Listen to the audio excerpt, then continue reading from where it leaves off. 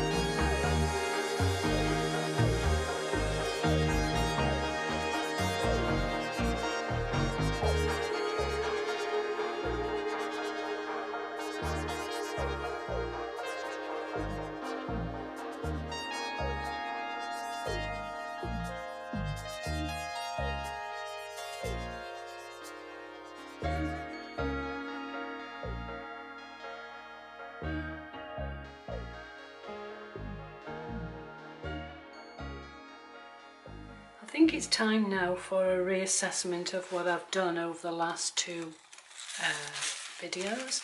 I've left this one without putting any more stencils or mask marks onto it. So that's pretty kind of plainish, but I'm happy with that. I know that will make a good background. And the same with this one. This is what I did yesterday, and I've not put additional stencils on top.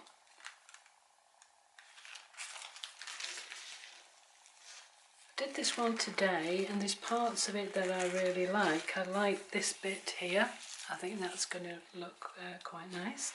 And I like this here. I've not gone over that with the stencil. That was what I did yesterday.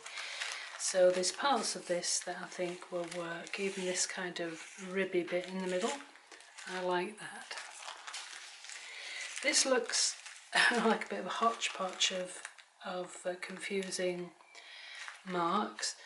I like this bit, not so much this bit, and I think this border will come in handy for my collage. So there are areas of that I like, others are a bit too muddy and confusing. This one, again, there are areas of it that I like and some areas that are a little bit too confusing, but nonetheless I even like this border here. So there's lots on there that I can use. This strip here I can use. This is a little bit more successful. I think this part here is quite nice, and I even like these splodgy bits here. I think that would look very nicely in my collage. This is one of the latter ones that I did, very much like this border here, if you can see that. And there's bits and pieces on here that I like. Can definitely use this part here. I even like these crease lines. It's just nothing too special about that, but interesting nonetheless.